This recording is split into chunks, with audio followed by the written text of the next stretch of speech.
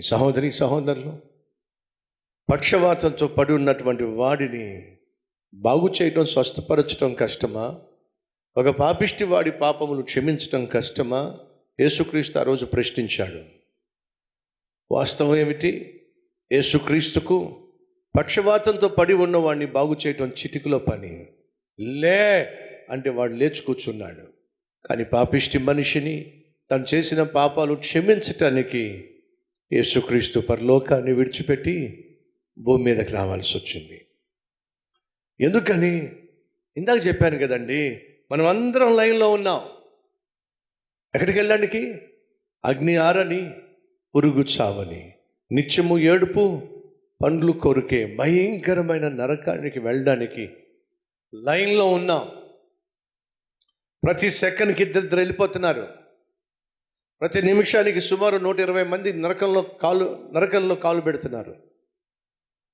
నువ్వు కూడా రేపో మాపో, లేక మనం కూడా రేపో మాపో నరకంలో కాలు పెడతాం, నరకంలో పడతాం, తర్వాత తగలబడతాం. కానీ దేవుడు ఓ నిర్ణయానికి వచ్చేసాడు. ఏమిటంటే, వీళ్ళు చేసిన పాపిష్టి పనులను బట్టే కదా శిక్షగా నరకానికి పోతుంది.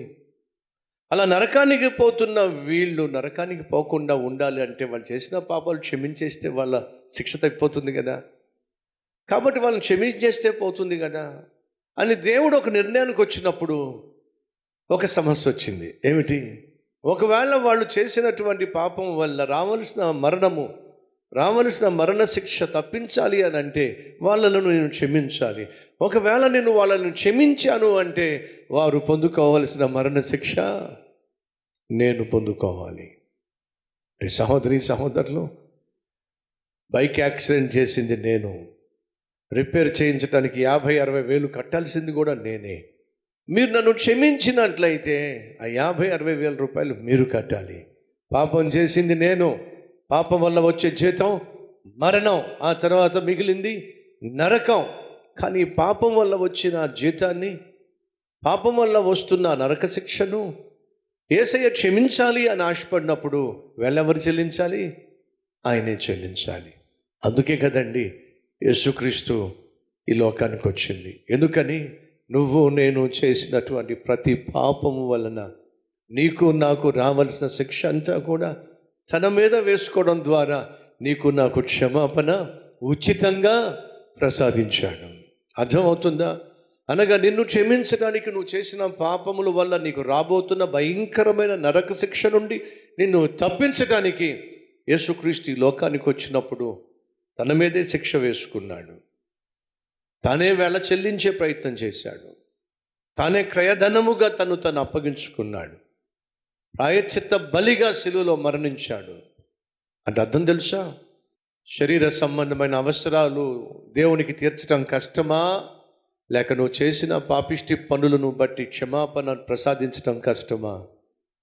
శరీర సంబంధమైన నీ అవసరాలు తీర్చడం దేవునికి చిటికలో పని. కానీ నువ్వు చేసిన పాపిష్టి పనులను బట్టి రాబోతున్న నరక శిక్ష నుండి, రాబోతున్నటువంటి శిక్షను తప్పించడానికి యేసుక్రీస్తు ప్రాణమే దారిపోయాల్సి వచ్చిందండి. కాబట్టి సంగమాసం దయచేసి అర్థం చేసుకోండి. మీరు దేవుని దగ్గరకు వస్తున్నప్పుడు ప్రధానంగా దేనికోసం రావాలి? శరీర సంబంధమైన అవసరాలు తీర్చుకోవడం కాదు ప్రధాన కర్తవ్యం. ఆత్మ సంబంధమైనటువంటి స్వస్థత, ఆత్మ సంబంధమైనటువంటి రక్షణ పొందుకోవడానికే నువ్వు ప్రభు సన్నిధికి రావాలి. ఆ రోజు వాడిని మోసుకొచ్చిన కారణం ఏమిటి? పక్షవాతం నుంచి బయటపడతాడని. కానీ యేసుక్రీస్తు ఏమన్నాడు? నీ పాపములు క్షమించబడి అన్నాడు. అర్థం చేసుకోండి. వాళ్ళు తీసుకొచ్చింది ఎందుకు? పక్షవాతం నుంచి బయటపడతాడని. యేసయ్య ఏం చేశాడు? పక్షవాతమునకు కారణమైన పాపాన్ని క్షమించాడు. అంటే అర్థం ఏమిటంటే, ఈరోజు నీకు ఒక సమస్య ఉందనుకోండి, ఆ సమస్యను తీర్చుకోవాలని వస్తున్నావు దేవుని దగ్గరికి. చదువుకోవాల్సిన అబ్బాయి చదువుకోకుండా చదువు పాడు చేసుకుంటున్నాడు. మీరు ఏమంటారంటే, మా అబ్బాయి చదువు సరిగా చదువుకోవట్లేదండి, వాడు చదువుకునేలాగా ప్రార్థన చేయండి, దేవుడు అద్భుతం చేయాలండి. ఏమిటి అద్భుతం? మా అబ్బాయి బాగా చదువుకోవాలి. అది మీ ఆశ. మీ అబ్బాయి సరిగా చదువుకోకపోవడానికి కారణం ఏమిటి? వాడు ప్రేమలో పడ్డాడు.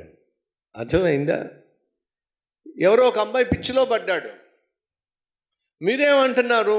మా అబ్బాయి బాగా చదువుకోలాగున, దేవుడు ఒక అద్భుతం చేయలాగున ప్రార్థన చేయండి బ్రదర్ అని మీరు అడుగుతున్నారు. కానీ యేసుక్రీస్తు ఒకవేళ మీ అబ్బాయి బాగా చదువుకోవాలి అని అంటే ముందు ఏం చేయాలి చెప్పండి? ఆ ప్రేమ పిచ్చిలో నుండి బయటికి అర్థమైందా?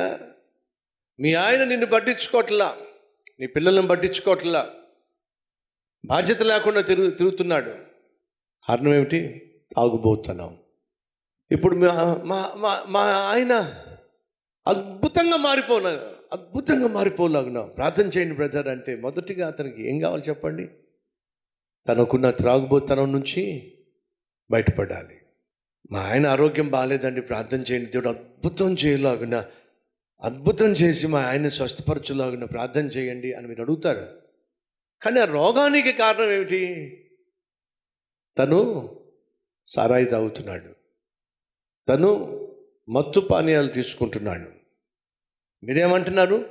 రోగం నయం కావాలంటున్నారు. కానీ యేసయ్య ఏమంటున్నాడు? రోగం నయం కావాలి నువ్వు కోరుకుంటున్నావు, కానీ వాడు త్రాగుడు నుంచి బయటపడాలని నేను కోరుతున్నాను. అర్థమవుతుందా? ఈరోజు నువ్వు కలిగి ఉన్న ప్రతి సమస్యకు, అది కుటుంబ సమస్య కావచ్చు, అది ఆర్థిక సమస్య కావచ్చు, అది అనారోగ్య సమస్య కావచ్చు, నువ్వు కలిగిన ప్రతి సమస్యకు ప్రధాన కారణం ఏంటో తెలుసా? నువ్వు చేస్తున్న పాపం. నువ్వు ఆర్థికంగా బాగుపడాలి, ఆరోగ్యపరంగా బాగుపడాలి, కుటుంబం కట్టబడాలి, దాంట్లో దేవుడు అద్భుతం చేయాలి అని నువ్వు అద్భుతం కావాలని కోరుకుంటున్నావు. కానీ దేవుడేమో ఈరోజు నీకున్న సమస్యకు కారణమైన ఆ పాపాన్నే ఏం చేయాలనుకుంటున్నాడు? నీ నుంచి తొలగించాలి అని ఆశపడుతున్నాడు. అడుగుతున్నా, ఆర్థికంగా నిన్ను దీవించటం కంటే ఏది ప్రప్రదమో చెప్పండి? నీకున్న పాపిష్టి అలవాటుల నుండి విడిపించటం. అయ్యా నేను రక్షించబడ్డానా లేదా? నాయనా నన్ను రక్షించు, నాయనా నన్ను క్షమించు, ప్రతి పాపాన్ని క్షమించు. పుట్టిన నాటి నుండి ఈ క్షణం వరకు నా ప్రాణాత్మ శరీరాలతో నేను చేసిన ప్రతి తప్పును క్షమించాయా. అట్టి విశ్వాసం కలిగిన వాళ్ళు 2 చేతులు పైకెత్తి ప్రభువు ప్రార్థన చేద్దాము.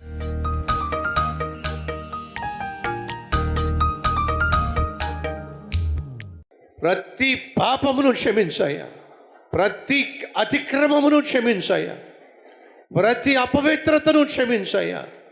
నాయనా నేను క్షమించబడకపోతే, అయ్యా మేము క్షమించబడకపోతే మా జీవితంలో శరీర సంబంధమైన ఆశ్చర్య కార్యాలు, అద్భుతాలు వ్యర్థం. నాయనా ఆత్మ నిత్యము ఉంటుంది, శరీరం ఇంతలో ఉండి అంతలో మాయమైపోతుంది.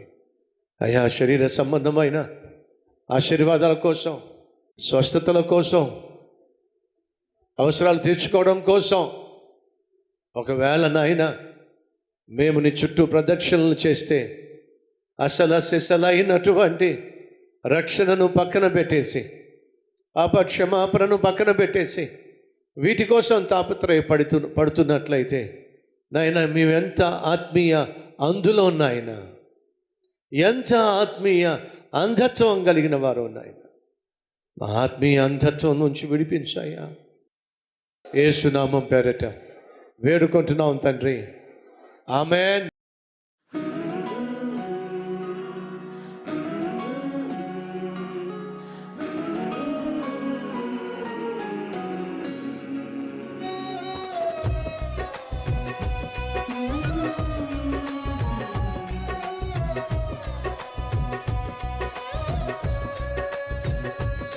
ఈ క్లుప్త సందేశం మీకు ఆశీర్వాదకరంగా ఉంటే లైక్ చేయండి, అలాగే సబ్స్క్రైబ్ చేయండి. అంతేకాకుండా కామెంట్ పెట్టండి, 10 మందికి షేర్ చేయమని మనవి చేస్తూ రేపు మళ్ళీ కలుసుకుందాం. సెలవు.